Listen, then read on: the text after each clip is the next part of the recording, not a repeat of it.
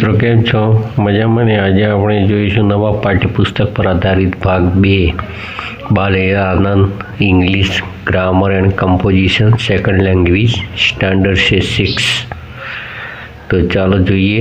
આપણે અગાઉના વિડીયોમાં ચેપ્ટર 1નો પરિચય એટલે કે ખ્યાલ મેળવ્યો હતો. આજે આપણે chapter number 2 simple past tense the simple past tense એટલે કે સાદો ભૂતકાળનો પરિચય મેળવીશું. તો ચાલો જોઈએ. The simple past tense. Simple એટલે કે સાદો, પાસ્ટ ટેન્સ એટલે કે ભૂતકાળ. તો ધ સિમ્પલ પાસ્ટ ટેન્સ તો આપણે ટુ બીના વર્તમાનકાળના રૂપો એમ, ઇઝ, આર, ટુ હેવના વર્તમાનકાળના રૂપો હેવ અને હેઝનો ઉપયોગ શીખી ગયા. તો ગયા ચેપ્ટરની અંદર મિત્રો આપણે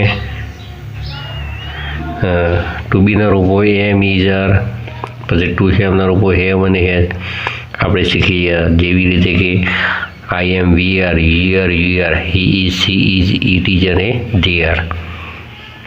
તેવી રીતે હેવ અને હેઝના પણ રૂપો આપણે જોઈ ગયા હતા.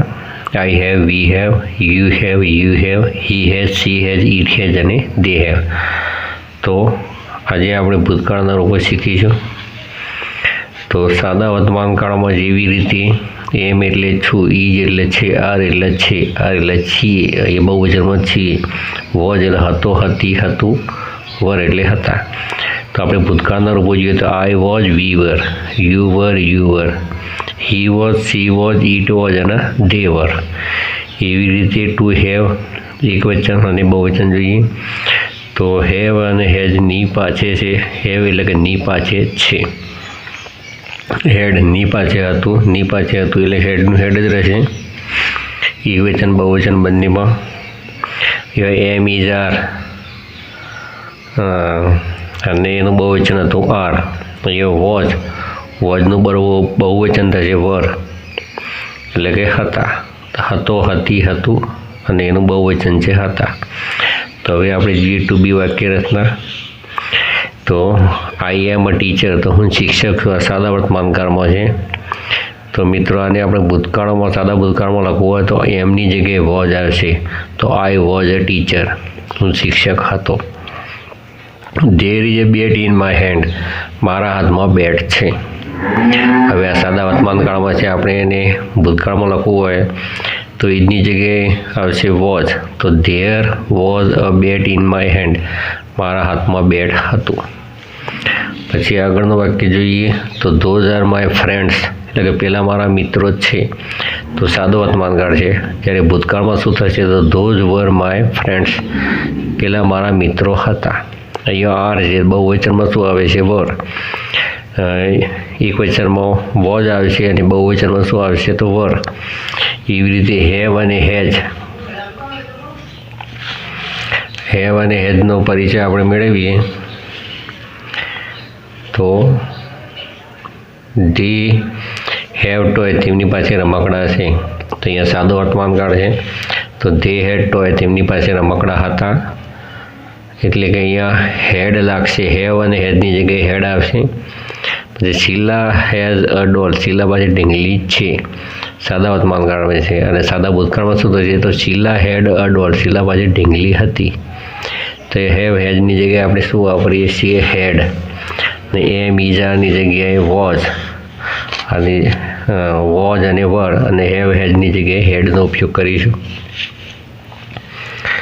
તો જોઈએ સિમ્પલ પાસ્ટ ટેન્સ નિયમિત ક્રિયાપદો. હવે આપણે નિયમિત ક્રિયાપદોના ભૂતકાળના રૂપો શીખીશું. તો ક્રિયાપદ ટુ સિવાયના મૂળ રૂપને ડી કે ઈડી પ્રત્યય જોડવાથી જે ક્રિયાપદનું ભૂતકાળમાં રૂપાંતર થાય છે તે ક્રિયાપદોને નિયમિત ક્રિયાપદ કહેવાય છે. તો મિત્રો અહીંયા જે ક્રિયાપદો આપેલા છે વોક એટલે ચાલવું, આસ્ક એટલે પૂછવું, પીક એટલે ચૂંટવું, પછી લવ એટલે કે પ્રેમ, લુક એટલે જોવું, સાઉટ એટલે બૂમ પાડવી, જમ્પ એટલે તેને ફક્ત આપણે આ જે ક્રિયાપદો આપેલા છે એમને ફક્ત ઈડી પ્રત્યય લગાડવાથી, ડી કે ઈડી પ્રત્યય લગાડવાથી તેનો ભૂતકાળ બની જશે. તેને નિયમિત ક્રિયાપદો કહેવાય છે. તો વોકનું થશે વોકડ, પછી આસ્કનું આસ્કડ, પીકનું પીકડ, લવનું લવડ, લુકનું લુકડ, સાઉટનું સાઉટેડ, જમ્પનું જમ્પેડ, લાફનું લાફેડ, થેન્કનું થેન્કડ, ડાન્સનું ડાન્સડ, રીચનું રીચડ, સ્કોરનું સ્કોર્ડ. તો અહીંયા પાછળ દેખાય છે કે ઈ છે તો ફક્ત ડી લગાડેલો છે. જો ઈ હશે ત્યાં ફક્ત આપણે ડી લગાડવાની જ જરૂર પડશે, અને જો ઈ નથી ત્યાં આપણે ઈડી પ્રત્યે લગાડવો પડશે. તો વોચનું વોચડ, ઓપનનું ઓપનડ, સેવનું સેવડ, હેલ્પનું હેલ્પડ, પ્લેનું પ્લેડ અને વેલકમનું વેલકમડ. અહીંયા ઈ છે ત્યાં ફક્ત ડી લગાડેલો છે. તો આ તો મિત્રો હતા નિયમિત ક્રિયાપદો.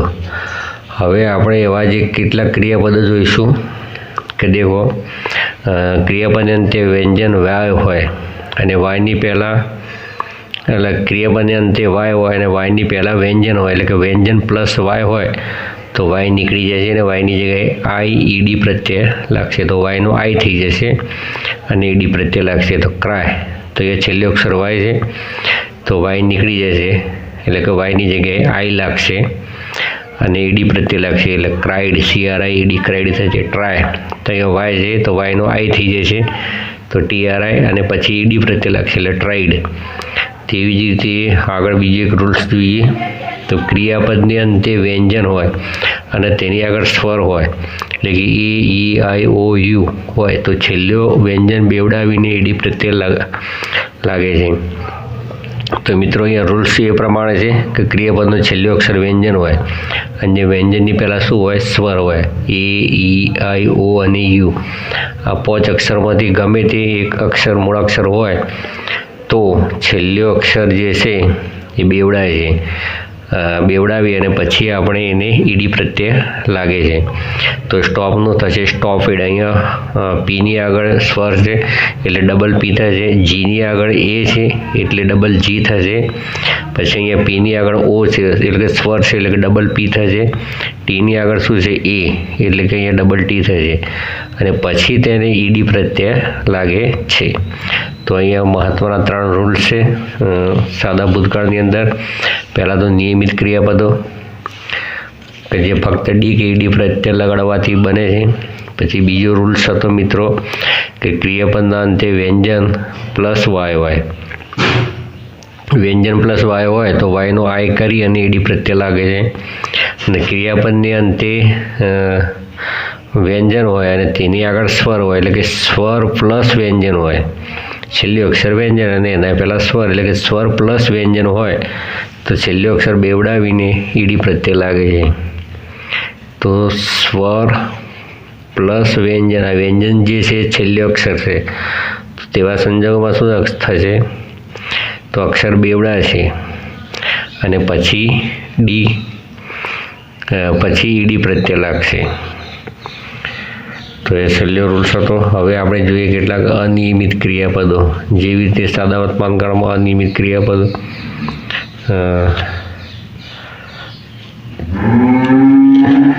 એવી રીતે અહીંયા પણ અનિયમિત ક્રિયાપદો છે.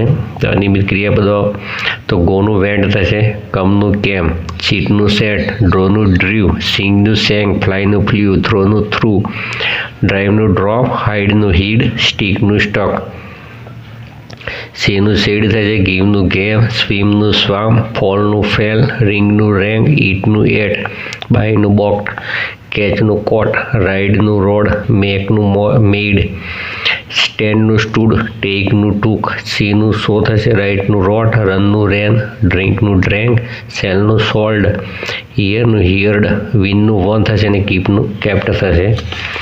અમુક અનિયમિત ક્રિયાપદોના રૂપ બદલાતા નથી, જેવા કે કટનું કટ જ રહેશે, રીડનું રીડ જ રહેશે, પૂટનું પૂટ જ રહેશે અને શર્ટનું શર્ટ જ રહેશે. તો આ મિત્રો જે અનિયમિત ક્રિયાપદો જે છે એના રૂપ બદલાતા નથી. હવે આપણે જોઈએ કેટલાક આ કાળ આધારિત કેટલાક સેન્ટેન્સો. તો આઈ પ્લે ચેસ, હું ચેસ રમું છું. તો આઈ પ્લેડ ચેસ, તો એ પ્લેનું પ્લેડ થઈ જશે. મોના લવ રીડિંગ, મોનાને વાંચન ગમે છે તો મોના લવડ રીડિંગ, એટલે કે મોનાને વાંચન ગમતું હતું. અહીંયા લવ, અહીંયા એસ પ્રત્યે લાગે તો મિત્રો અહીંયા એસની જગ્યાએ ઈડી પ્રત્યે લાગશે. અહીંયા વાય છે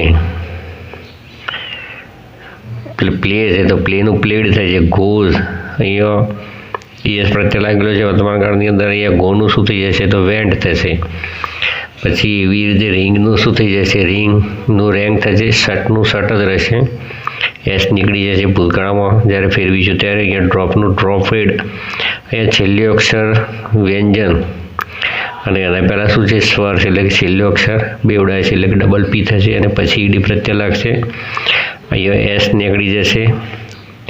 અહીંયા પણ એસ નીકળી જશે. ત્રીજો પુરુષ એકવચનમાં જેવી રીતે સાદા વર્તમાન કાળમાં એસ કે ES પ્રત્યય લાગતો હતો તો અહીંયા પણ ત્રીજો પુરુષ છે એટલે ગોઝ લખેલું છે તો અહીંયા ES નીકળી જશે અને ગોનું ભૂતકાળ થશે વેન્ટ.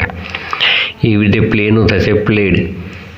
તો હી ગોઝ હોમ તે ઘરે જાય છે. હી વેન્ટ હોમ તે ઘરે ગયો.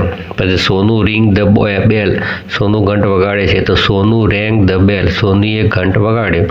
પછી સી શટ્સ ધ ડોર તે બારણું બંધ કરે છે. સી શટ ધ ડોર તેણે બારણું બંધ કરી. પછી આઈ ડ્રોપ ધ બોલ હું દડો છોડું છું તો આઈ ડ્રોપેડ ધ બોલ એટલે કે મેં દડો છોડ્યો. તો એ મિત્રો તમારે ખાસ વસ્તુ એ છે કે આપણે ક્રિયાપદો યાદ રાખવાની જરૂર છે. Fill in the blank with the simple past tense form of the verb given in the bracket. એટલે કે કૌંસમાં આપેલા ક્રિયાપદોના સાદા ભૂતકાળના રૂપો વડે ખાલી જગ્યા તમારે પૂરવાની છે. અહીંયા વાક્યના છેડે ક્રિયાપદો આપેલા છે તો એનું તમારે ભૂતકાળ લખવાનું છે.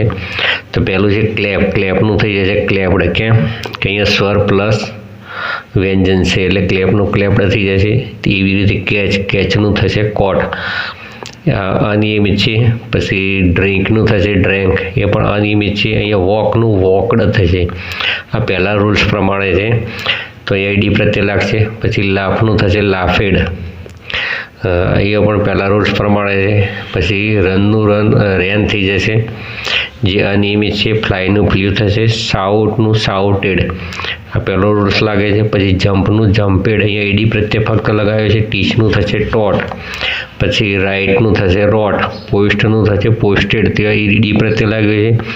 પ્લેનું પ્લેડ થશે ત્યાં પણ ઈડી પ્રત્યય લાગેલો છે. શાઉટનું થશે શાઉટેડ એ પણ પહેલાં રૂલ્સ પ્રમાણે ફેરફાર થયેલો છે. તેવી જ રીતે આગળ જોઈએ 15 નંબર તો અહીંયા વોટરનું વોટર્ડ તો ફક્ત ડી પ્રત્યય લાગ્યો છે. પછી સિંગનું થશે સેંગ જે અનિયમિત છે. ક્લોઝનું થશે ક્લોઝડ તો ફક્ત ડી પ્રત્યય લગાવવાની જરૂર છે. પછી ઈટનું થશે એટ આ અનિયમિત રૂપ છે. પછી ટેકનું થશે ટૂંક એ પણ અનિયમિત છે. ક્લાઇમ્બનું થશે ક્લાઇમ્બડ એટલે કે ઈડી પ્રત્યય લાગશે. પછી સીનું થશે સો. પછી વોચનું થશે વોચડ. કમનું થશે કેમ. ડ્રોનું ડ્રુ. ગોનું વેન્ટ. રિંગનું રેંગ. લાઇકનું લાઇકડ અહીંયા ફક્ત ડી પ્રત્યય લગાડવાથી ભૂતગુદન બને છે. પછી અહીંયા બ્રેકનું થશે બ્રોક. મેકનું થશે મેડ અને ટેકનું થશે ટૂંક. તો મિત્રો ખાસ આપણે અહીંયા ક્રિયાપદો જ સાથે ચાલવાનું છે એટલે કે અહીંયા જે વાક્યના છેડા પર જે ક્રિયાપદ આપેલા છે તેનું ભૂતકાળનું શું રૂપ લખી શકાય એ તમારે ખાસ જોવાનું છે. મોટે ભાગે તો ડી કે ઈડી પ્રત્યય લગાડવાથી અહીંયા ભૂતકદન બની જાય છે પરંતુ અનિયમિત અમુક જે ક્રિયાપદો છે તે તમારે યાદ રાખવા જરૂરી છે.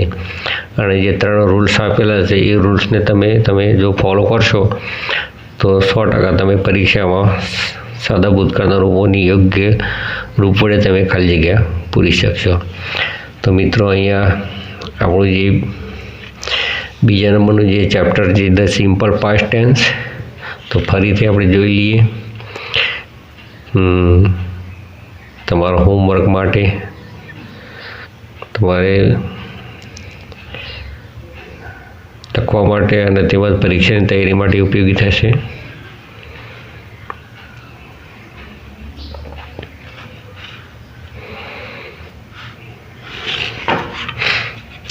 તેવી રીતે પેજ નંબર 9 પણ જોઈ લઈએ.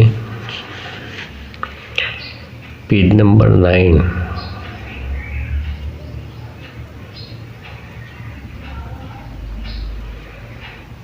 તો સાથે જ આપણે ચેપ્ટર 2 સિમ્પલ પાસ્ટ ટેન્સ પૂરું કરીએ છીએ.